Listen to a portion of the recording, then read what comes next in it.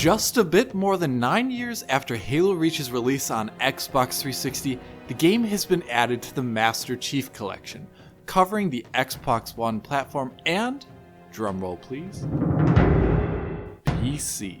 Yes sir, this is the first release of a Halo game, a full Halo game on PC, since Halo 2 in 2004, and it is just one of many to come as the rest of the Master Chief Collection makes its way over to PC in the future.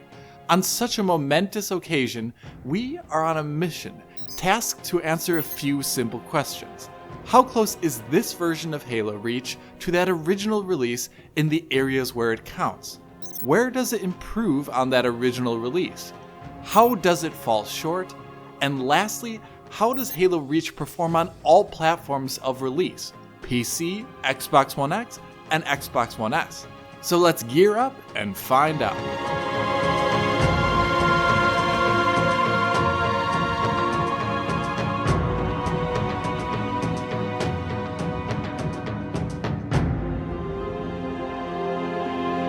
It's hard to believe it's been so long since Halo Reach released, the last game developed by Bungie, but also not telling the tale of Master Chief. For me, back in 2009, Halo Reach told a somber story that we all knew the ending to. That is, all of us who read The Fall of Reach and devoured any and everything Halo at any chance that we got. But it was more than just a tragic conclusion. Reach in its single-player component dipped back into the DNA that made Halo Combat Evolved so evocative when it released. A sense of scale, a sense of enchantment, an ambiance that comes from large alien structures or the great outdoors. But best of all, a tense sense of something's wrong, a mystery. It is oh so fitting that Reach emphasizes all those great points that Halo 1 hit, and also narratively comes full circle just a few minutes before Halo 1 truly begins. It also has an incredible soundtrack, of course. Thanks, Marty. So how can we improve on such a great game? Well, time and GPU power thankfully gives us a few easy avenues. The first and most immediate difference here in the Master Chief Collection version of Reach is the frame rate. Man, that old Xbox 360 version chugged pretty hard at many points, which was thankfully cleared up to a more or less perfect 30 FPS on Xbox One and Xbox One X and back compat modes. But here, in the Master Chief Collection version of the game, it is targeting 60 FPS on all Xbox One consoles, and it looks the better for it. On PC you can technically go higher, but more on that later. All of those great animations, the elites ducking in and out of cover, the spin of a warthog as you power slide, or those snappy reload animations are all so much better now at 60 FPS. And everything in the gameplay, as far as I can tell, is animating correctly at a proper 60 FPS, matching the chosen 60Hz refresh rate. This is a release, of course, due to the fear that certain elements would still update at 30 FPS, which has happened in the past. But by going through and scrubbing through a lot of footage, frame by frame, it really does show that the game updates nearly all visible elements at 60 FPS. But there are a few tiny caveats here. The first would be the camera movement and cutscenes. More often than not, it is 60 FPS. But sometimes the motion is a bit stuttery and showcases something called Nonlinear Motion. Now that is a phrase I will use a couple times in this video, so let me get it out of the way. In a perfectly paced animation of a ball moving at a constant speed from one point to the other, linearly, frames of animation representing its movement will be equally spaced. When played in sequence, the illusion of smooth motion is maintained, minus the fact that you can probably see gaps between the locations of frames because there's no motion blur or because the frame rate is not high enough to compensate. That's good. Linear motion is what you want in games. Non-linear motion would be that same ball under those same constraints, but it moves at a stutter step. So it can move just a bit in one frame of animation and move a whole lot in another. Or even worse, it can have something called animation pacing issues, where a ball moves for 2 frames properly, but then sits still for 2 frames before continuing on. You remember how Bloodborne on PS4 performs? Imagine that, but it's not the frame rate here, but the animation.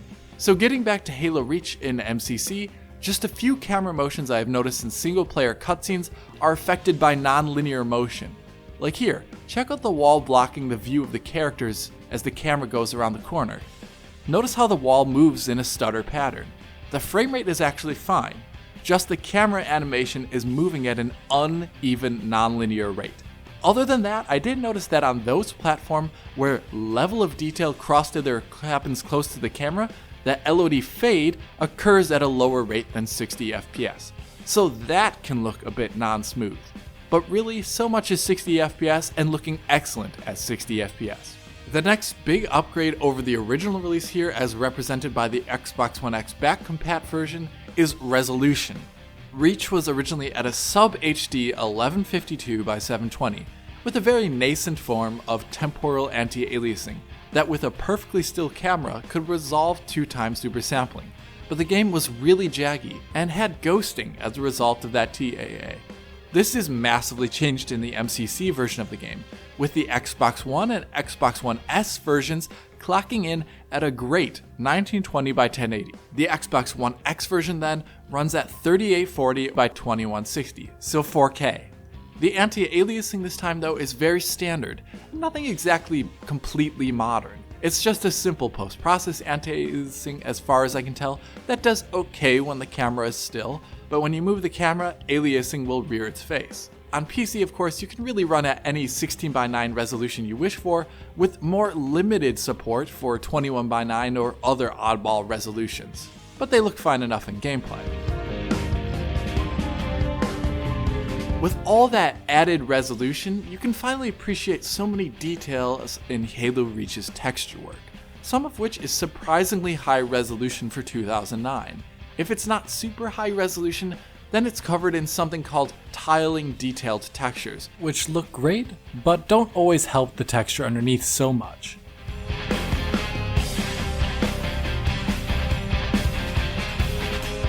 Other textures do not hold up so well, but that is the nature of the beast of playing older games at much higher resolution. In general though, you can see so much more on all of the consoles and on PC. I think longtime Halo players will really appreciate that new set of detail that we can see this world in. The way that detail is resolved into distance though will depend on the version of the game you're playing. For example, textures. Curiously, all versions of the game have a default non-configurable lower level of anisotropic filtering. So textures into the distance in all game versions, even on PC, become less defined and blurry. On PC, you can of course mitigate this by forcing a higher level of anisotropic filtering in your control panel. Then you have models and geometry at a distance. Here the PC version of the game offers enhanced graphic settings, one of the few there are, to dramatically increase the distance at which models load in and dramatically increase the distance at which lower detailed models are swapped in. And this can really change up many areas of the game. Just by default, walking very close to objects in the original version of Reach showed them popping in a higher detailed version very close to the camera. Or rocks and trees at a distance would be very low fidelity, flat imposters. Or grass would resolve in much closer to the camera. The enhanced setting on PC fixes all of this, with the level of detail remaining extremely high far into the distance. The catch here is that this is only available on PC. Here the Xbox versions of the game utilize a similar level of detail distance for geometry as found on the Xbox 360 release. So rocks will load in there at the same distance in front of your character view, or trees in the distance will remain under-detailed and awkward looking at a high resolution, or things will pop in very close to the camera as you rapidly move through the world on a vehicle. While this is a shame, it is good that 343 allowed the option on PC at least, as presumably this older engine requires a bit more CPU power to enable such a feature. Textures and models though are not the only things looking better in the new versions. You have also the rare real-time shadows in the game that are also now much higher resolution on all platforms in MCC. The original game had a select few real-time shadows from a few objects and cutscenes, like characters. You have stuff like that cool water deformation physics from Reach and Halo 3. Just look at how this water moves, all in a game from 2009. It makes you wonder a bit why games these days do not have such physics all the time. And physics? Yeah, all that stuff works too, but with the same constraints as the original game as far as I can tell. So sometimes walking close to a physics object will wake it from sleep and it'll cause it to jump a bit. A normal feature/bug. So in such aspects, the game is perfect to a fault, maintaining all that it can and improving on it in resolution, anti-aliasing, frame rate, and draw distance on PC at least. So where do we see differences then that arguably should not be there?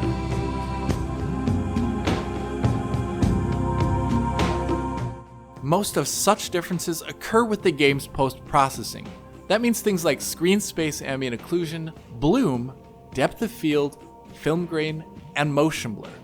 Unfortunately, all of the game's post-processing scales with your chosen output resolution, and this includes all Xbox One versions.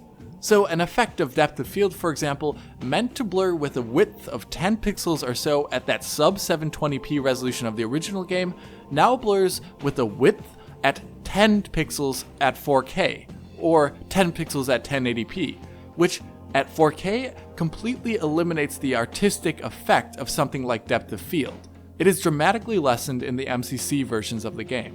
The same happens with SSAO and bloom, of course.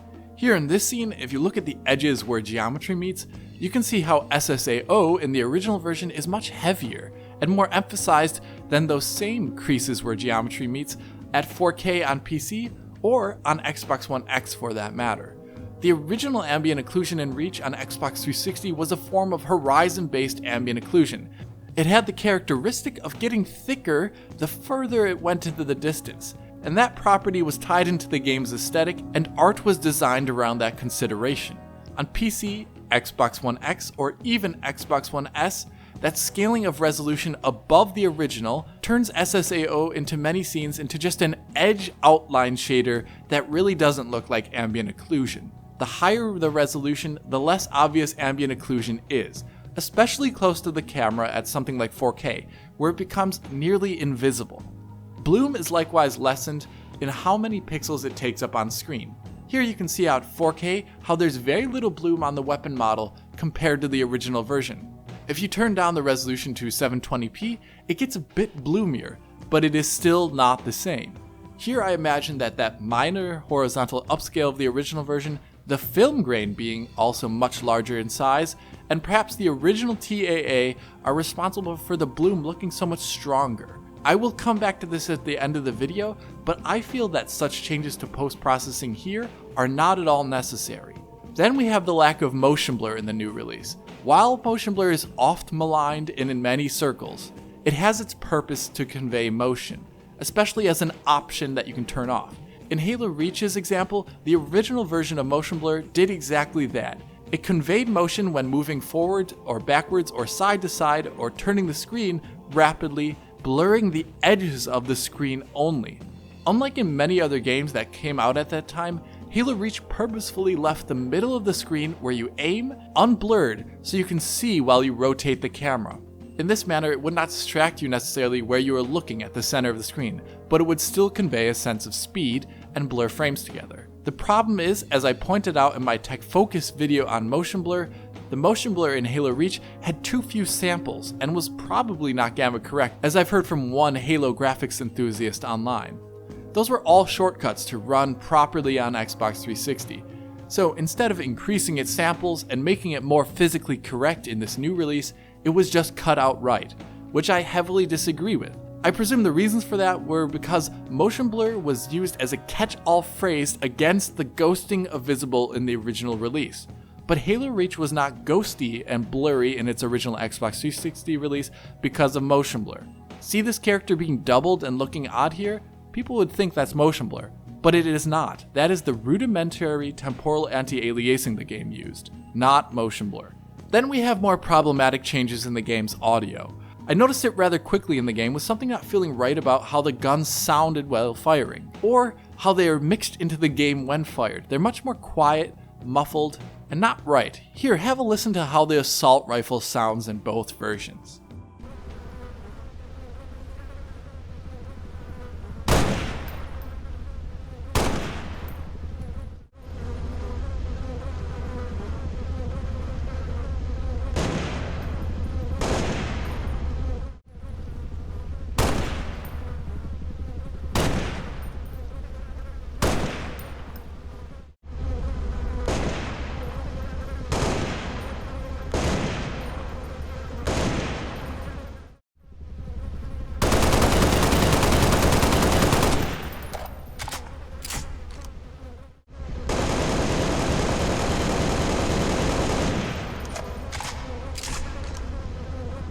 Or how about the pistol outdoors?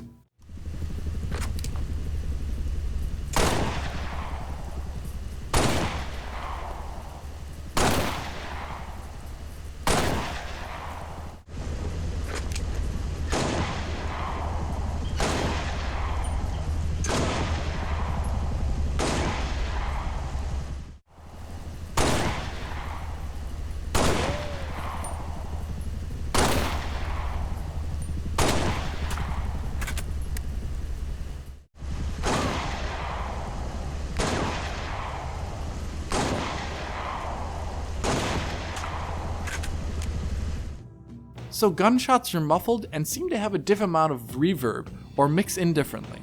But those are straight comparisons. I imagine a full analysis covering audio differences would uncover many more discrepancies. The point is, Halo Reach does not sound like it did, which means it sounds worse. Guns honestly don't sound as awesome to shoot in this version of the game, and it's a first-person shooter. The last thing I should touch on regarding unintended or undesired changes is in regards to bugginess or user crashes. While I've had 0 game crashes in any versions of the game, people have sent me messages with crash errors on PC from the UE4 powered front end of this game. I did see some strangeness though at times in the gameplay, like here cat in the elevator. I can't remember that being in the original version necessarily. So perhaps the game is inheriting old flaws while bringing in new ones. These are things that Q&A should arguably pick up on, especially on PC.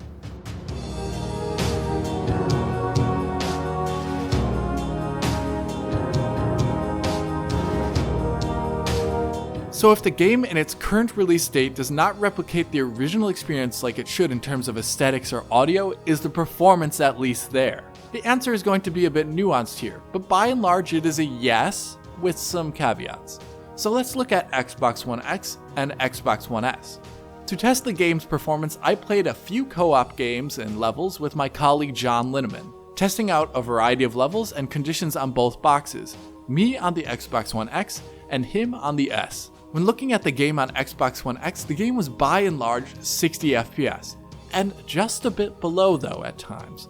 Those areas where it was below 60 FPS on Xbox One X at least seem to be transitional loading areas of new scenes, new areas, or where any loading occurs, in the background or when the game saves a checkpoint. So there are a number of little hops, skips, and jitters when just traversing around. More than I subjectively like. It doesn't look smooth always when going around the world. Some drops to 33.3 milliseconds, but also some down to 50 milliseconds, which I think most people can easily see with their eyes. Then there are times when you can move into an area, activate a bunch of AI, or just start doing something radically different that I presume requires background streaming or load. Here John and I enter this atrium to fight some Covenant. On the Xbox One X, it is dipping into the middle 50s, going down to around 56 at its worst, and then slowly clearing up, but still wobbling below 60 FPS multiple times during this fight. To me, this all seems not related to the things the GPU is doing. In those exact same scenes, Xbox One S is doing much worse, dropping into the middle 40s and maintaining sub 60 FPS performance long into such sequences. It really just does not hold 60 FPS here. And that is true for a lot of Xbox One S's experience in this game through a variety of levels. It is 60 FPS when it is calm and quiet and you do not move around, but then it drops below when you traverse, causing load stuttering when stuff is happening. So while those light sputters and blips below 60 FPS for Xbox One X could perhaps be lessened by FreeSync, any drops to 50 millisecond on the frame time graph or those more intense frame drops on Xbox One S will not be covered by FreeSync.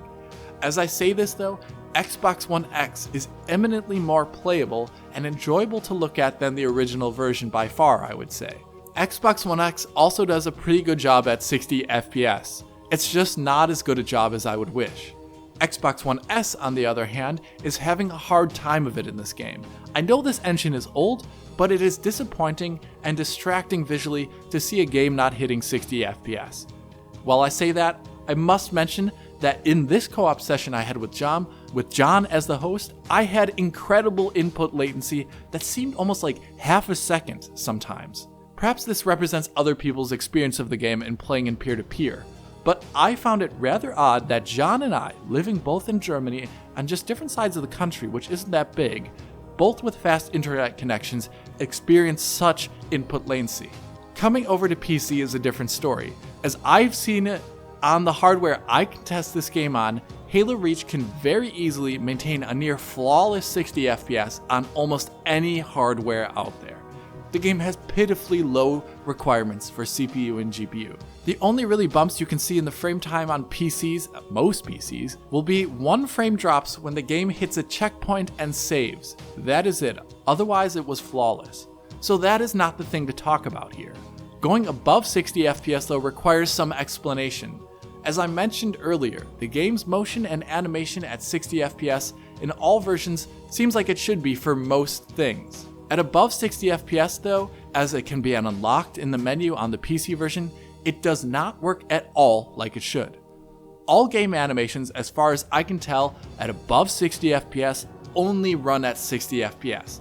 So they will only update every other frame, at best case, at 120 FPS for example. Here, I had to take 120 FPS V-synced footage, recorded at 120 FPS, to see where the problems lie. Here on the left-hand side of the screen, you can see how each unique frame is given a color with FCAT.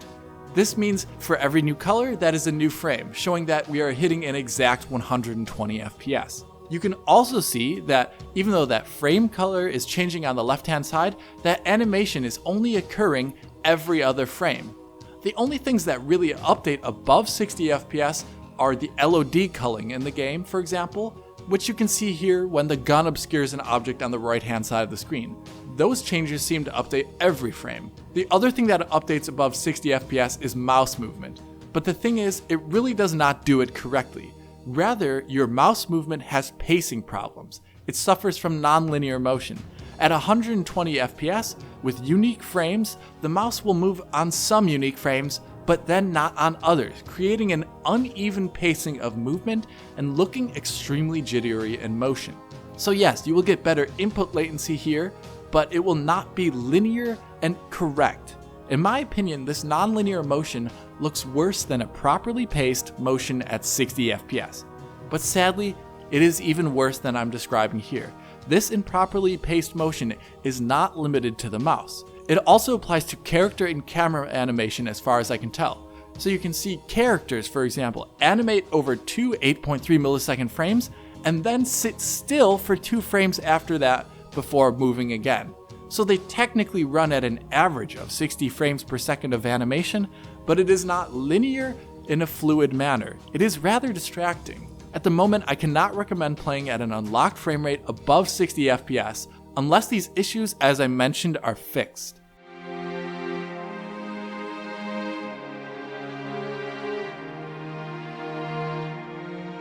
So where are we here in the end? I pointed out a lot of things that really need fixing in this release. The first thing that needs fixing is the post-processing.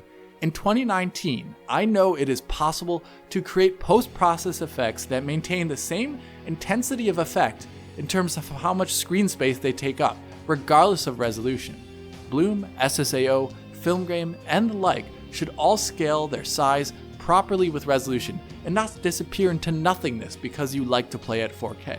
Likewise, their quality can be kept to a high standard while scaling correctly with resolution. Many games do it. There's no reason why this one should not as well.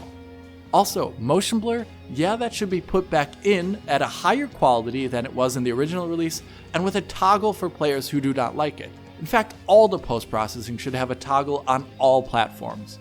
Then we have audio. What is there to say? It needs to be exactly like the original, if not better. It should not sound muffled. Performance, I'm not sure how much can be done here on consoles with their CPUs, but some of those stutters and skips I see there are less than flattering. Maybe there's nothing that can be done, but I hope there can be something done. And if they can, they should look to address peer-to-peer input latency for the non-host player. On PC, 60 FPS is great, but anything above that is completely broken and needs rethinking. In summation, I'm extremely grateful to play Halo Reach at 60 FPS at much higher resolutions than the original game. It plays amazingly when you're playing it, but it needs to be better. The legacy of Halo demands it. Preserving games for the future, especially on PC, means preserving them as they were in all those places where it matters, and then improving them at the same time. This sounds harsh, but we get serious about those things that we love, and I love Halo. And I guess we'll have to wait and see what happens, and you can expect updates from me probably in the future when they should. If you did enjoy this video, then hit that like button and subscribe to the channel. If you're already a subscriber, then please consider hitting that little bell button in the corner to be informed as soon as Digital Foundry posts a video. If you want to talk to me about Halo Reach, write a comment below or follow me and Digital Foundry on Twitter. And as always, this is Alex, bidding you farewell und auf Wiedersehen.